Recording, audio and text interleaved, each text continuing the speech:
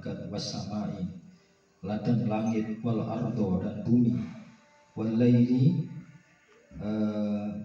wal laila dan malam, wan nahara dan siang, wa yaumal kiamati pada hari kiamat, yushiduna menjadi saksi semuanya, bima dengan atas apa, amila yang melakukan sapa ibnu Adam anak Adam min khairin dari kebaikan, au syarrin atau kejelekan, taatan kali taat, au maksiatan atau maksiat, hatta anna jawarihahu sampai sesungguhnya anggota badannya anak Adam ikut hidup bersaksi alaihi atas anak Adam, wal ardo dan bumi hidup bersaksi sopo semuanya, lil mukmin bagi orang yang mukmin, wa zahidi dan bagi orang yang zahid atau menjauhi dari barang haram itu. Jadi begini intinya, seluruh apa yang terjadi di dunia ini nanti menjadi saksi, bersaksi semuanya di hadapan Allah ketika di yaumil akhir, pada hari kiamat. Jadi sampai anna jawarihahu, diterangkan seperti itu, sampai anggota badan kita itu semuanya nanti akan menjadi saksi ketika mulut itu terkunci. Kullun ulaika kana mas'ula, dan setiap sesuatu itu nanti akan ditanyai. Ketika mulut itu terkunci, nggak bisa. Tangan yang ngomong sendiri. Tangan itu dibuat apa ketika kita hidup? Itu ngomong sendiri. Nanti kaki melangkah untuk kemana? Itu ya ngomong sendiri. Nggak bisa kita, nggak bisa berkilah macam-macam. Kemudian tanah yang kita sujudi juga itu akan bersaksi bahwa si fulan bin fulan pernah mensujudi kepada Allah, sujud di saya, sujud di tanah. Maksudnya tanah yang kita sujud di saya, sujud kepada Allah Subhanahu wa taala. Kemudian malam kita jalan kemana, ke masjid atau jalan kemana untuk zikiran, itu nanti akan bersaksi. Semuanya akan bersaksi. Siang juga seperti itu. Siang ketika jam 12 malam di gendaan, nanti bersaksi. Siangnya juga ngomong. Karena semuanya yang terjadi di dunia ini nanti akan dijadikan saksi. Nek saksi dia mesti ngomong di hadapan Allah Subhanahu wa taala. Jadi fatakulu sholat alaiya wa shoma wa hajja wa jahidu fayafrukul mu'min wa zahidu ini. Si fulan bin fulan itu saya diajak weteng ya ngomong, aku dijak duwe krana poso, aku dijak mlaku karena haji, aku dijak macam-macam. Nah, kemudian fayafrukul mu'min. Kemudian kalau seperti itu mukminnya senang, bangga. Wa tushidu 'alal kafir wal 'asi fataqul asyraka 'alayya wa zana wa syaribal khamru wa akalal haram fa ya wailahu inna kisahu fil kisabi arhamar rahimin. Kemudian bagi orang yang maksiat atau kafir juga mereka juga mengatakan, bersaksi bahwa saya, tangannya bilang saya dibuat menyembah selain Allah, asyraka alayya wazana, dan saya dibuat berjalan untuk zina, dibuat minum khamr, dibuat makan haram, semuanya bersaksi. Nah semacam itu.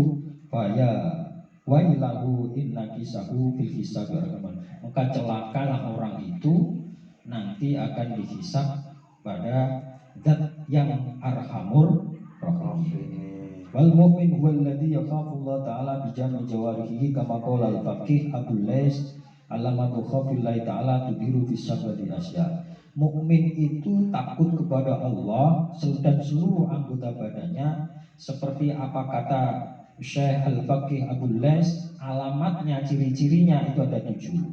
Yang pertama, awaluha lisanahu. Pertama itu adalah lisannya.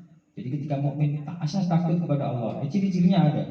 Yang pertama kata Abu Lais, lisannya. Fayamna'uhu minal kadhibi wal ghaibati wan namimati wal buhtani wa kalamil fudul.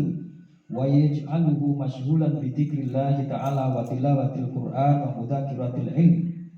Itu yang pertama adalah lisannya. Lisannya mencegah dia untuk tidak berkata bohong, untuk tidak adu domba, untuk tidak berkata berlebihan. Terus lisannya dibuat sibuk bidzikrillah, dengan zikir pada Allah dan membaca Quran serta mudzakiratul ilmi, kayak semacam itu namanya mudzakirat ilmi. Wasani qalbahu, dan yang kedua adalah hatinya. Fayakhruju minhu al-adawa wal buhdan wal hasadul ikhwan.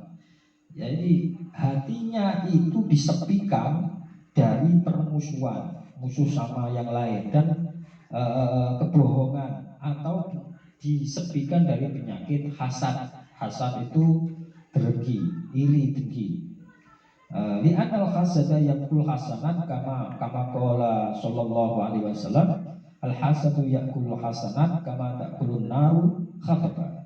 Jadi dengki, iri dengki itu adalah penyakit yang besar di dalam hati. Maka iri dengki di dalam hati itu alamatnya orang takut pada Allah, itu dibuang, penyakit itu dibuang oleh seorang mukmin. Karena iri itu bisa memakan kebaikan seperti memakannya api pada kayu bakar yang kering.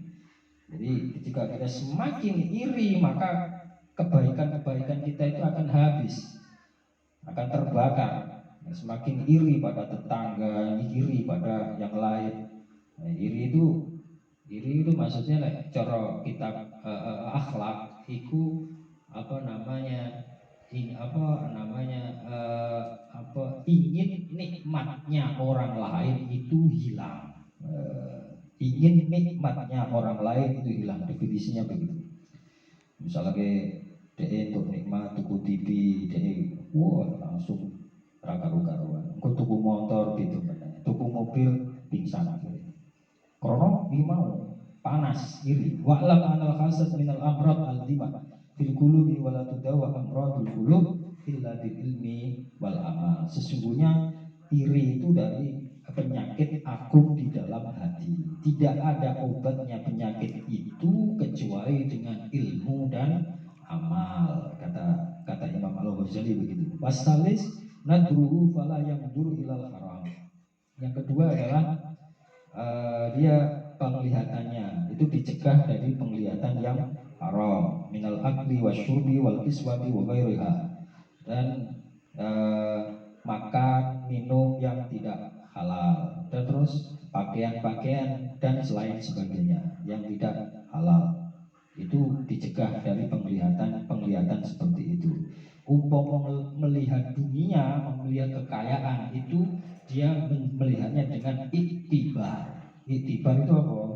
Lihat pelajaran. Lah yo dunia sakmono kae. Umpama toh dibuat haji, umpama toh dibuat untuk membangun pesantren, itu anaknya itu dididik di pesantren, dia mati masih dapat terus, dia menyebarkan ilmu kemana-mana dapat terus, karena dia sudah ada nanam saham, dulunya menanam saham di situ. Nah di situ itu tanda-tandanya melihat dunia itu tidak takjub, karena uang sugih monggo tunjuk monggo tidak. Nah enggak seperti itu. Artinya ketika melihat kekayaan dunia itu menjadi iktibar. Di sini ada iktibar, itu alam ibarat.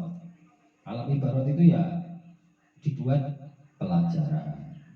Orang mobilnya ada 10 misalkan, tapi kita ya biasa-biasa aja, itu buat ibarat. Lah yo umpama di sarana-sarana itu dibuat untuk taat kepada Allah, maka seluruh dunianya itu dia mendapatkan kekekalan selama-lamanya. Warobek batnahu fala yajfulu batnahu haraman. Yang ketiga adalah perutnya itu dijaga dari apa yang masuk itu perkara-perkara haram. Ida waqa'at luqmatun, ini jari kanjeng Nabi. Ida waqa'at kama qala sallallahu alaihi wasallam, ida waqa'at luqmatun minal haram fi batni ibni adam la'anahu kullu malakin fil ardi wasamna'i ma damat tilkal luqmatu fi batnihi Wa in mata ala tilkal halati fa ma'wahu jahannam. Wah, ngeri melati. Jadi ketika ada sapuluhan dari perkara haram masuk di dalam perutnya anak Adam, maka memberi laknat setiap malaikat yang ada di bumi dan di langit. Selagi ini sapuluhan itu masih ada di dalam perutnya. Nek mati pada waktu itu, pamak wahu, fatungalatil kalhalak, pamak wahu jahannam. Maka dia tempatnya adalah di neraka. Ngeri nek. Sapuluhan saja loh, bukan. Makanya pelajaran tasawuf itu lebih dalam lagi. Nah, wong lek torikoh ya harus ngerti tasawuf. Torikoh kok gak ngerti tasawuf itu namanya pemelaku yang tanpa ilmu. Man amila bi ghairi ilmin faradtuhu ila Allah. Wong lek boleh ngamal tapi kok enggak apa ilmu, ya ditolak. Ibarat wong mlaku peteng, dunia itu peteng, mlaku tanpa senter, mlaku tanpa cahaya. Piye carane mlaku? Lek gak nabrak-nabrak ya gerayah-gerayah. Gerayah kok nek gerayah itu enak sih digerayah. Lek gak itu seperti itu, nah mesti nabrak. Wal khamisu wallah. Assalamualaikum warahmatullahi wabarakatuh. Waalaikumsalam.